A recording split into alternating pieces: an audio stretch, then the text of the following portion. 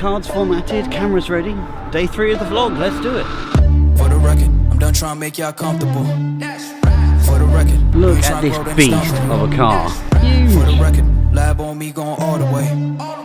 For the record, ain't trying to link no time to When you start vlogging, it takes you twice as long to get anywhere because you're constantly stopping and setting up the camera and then walking back behind it and then walking past it again to show you're going somewhere. For the record, been a little too nice for y'all. Now I got to up price on y'all. Snake eyes on dice for y'all. In today's vlog, I wanted to talk all about the process. So I'm going to be going through the day and showing you every single little thing I do to create video, share on social, interact with people, and basically get all of this stuff out there. Let's do it. You might be able to see a guy out there. I have a feeling this guy's going to come over and tell me to stop filming. He's walked off. I made it look like I was taking pictures instead of videoing. People have a problem with video. It's not like everyone isn't carrying a phone in their pocket at all times, right? I mean, what's the worst that could happen? This camera's going to make whatever you're doing look better than someone who's got their phone? Do they go around and take phones off people? For the record, you ain't trying to grow any stuff for you. First things I do in the morning, obviously, are to start filming this vlog. That's the first thing that you saw. But the next thing was going on to LinkedIn and posting this vlog. Right now, I just want to get the word out on all channels. So I post natively on LinkedIn because it's got a much better reach if you do that than if you just post a link to YouTube. Upload it to LinkedIn, share a little story about the video itself, drop in a comment with a subscription link, and then hop on the train. Next thing is getting on Insta and sharing something about the video that I just dropped. Hey guys, just dropped a new video on YouTube all about barriers to creating. And the next thing, of course, is sharing some snippets of the video on Insta as well. Breaking it down into little sections, and mentioning a bunch of people who I met and just getting it out there even further. I'm fortunate enough that I get quite a short commute, so that's about as much as I can get in on my walk, but there's plenty more coming up.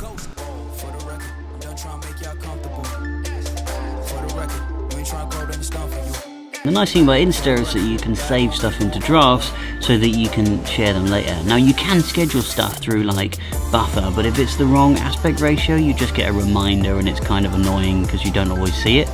I just prefer to save stuff as draft and then I can very, very quickly share it as soon as I get a chance. I thought it would be helpful to kind of map out everything that I do in a day. Bad pen. Brand new set of pen. First thing we do, we look at our analytics. When people are about, so specifically when our audience is online. They are online around 9 AM. They're also online around 3 PM and 9 PM. I'll put together all of my posts as drafts ahead of the day and then I'll share to these times, usually 3 posts a day if I can get around to it, if I can think of everything. You can use an app that's called Buffer. Now Buffer is an amazing scheduling app. On LinkedIn, what I found in my analytics is people are online around 8:30 AM. That's your sweet spot.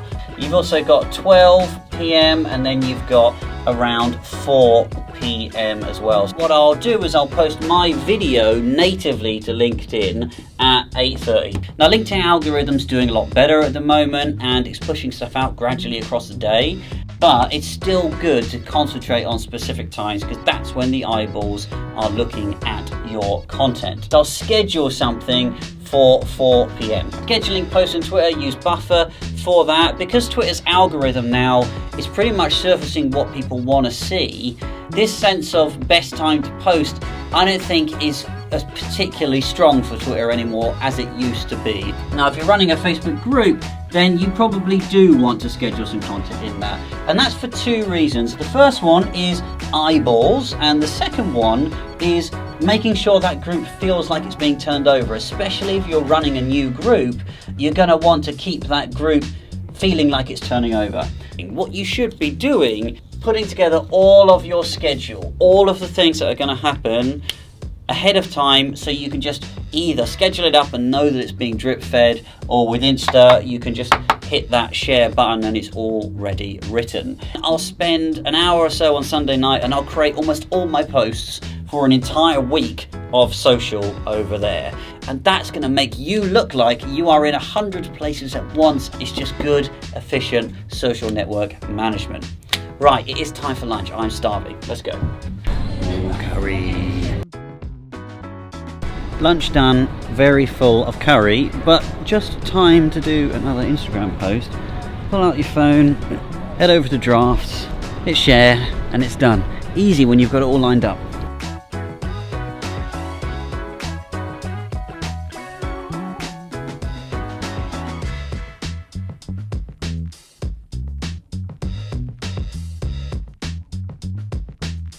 Done for another day. Now, of course, what I haven't shown you is all of the stuff that's being fired off that I've scheduled. Obviously, there's nothing for me to actually show you because it's already done.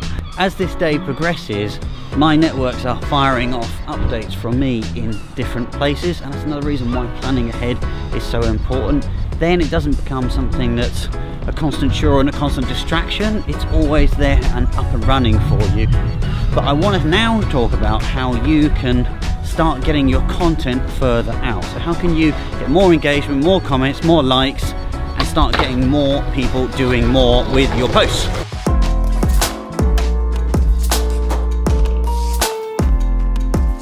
Always be adding value. The more value you can add with your content, the more people are going to get value out of it, which means that they'll go on to share it more with their friends. And it's also a good ethos for creating content, is creating content that other people value themselves as well, which means you're always working for your audience rather than for yourself. And when you do go to create that content, it's good to ask questions and actually prompt conversations around that content. Invite people to take an action, whether that be dropping a comment or getting an opinion or seeing what their struggles are. If you are something really specific, then you bring someone to a decision point very, very quickly. Be present in those conversations. Don't just drop your content and then run away. Be part of the conversation, be in the comments and be replying to those people because they've taken the time to comment on your stuff. They are high value people to you and you don't want to let them go. Try and keep the conversation going. Don't just say thanks or thumbs up, or even worse, just hit that like button. Actually reply with something which informs, which supports, and potentially ask further questions to further the conversation. Keep adding value. If you keep that as your focus, your audience are going to love what you do.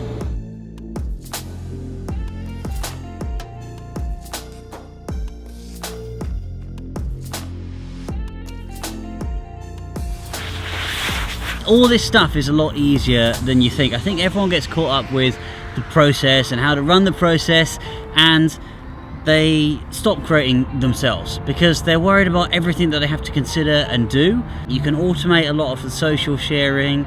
The camera work doesn't have to be as difficult as you make it. Now, you do have to focus on some specific social channels, right? You can't be on every single one, and different channels are good for different things. So have a think about what is the social network that's going to work for you. Plan your content ahead and then just carry that camera around with you.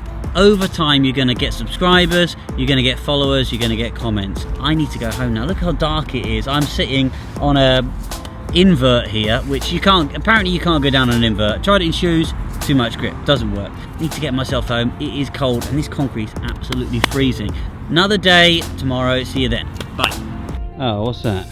Oh, well, I was almost home, but it turns out I need to take the bin out, and first I need to squash this bin bag down.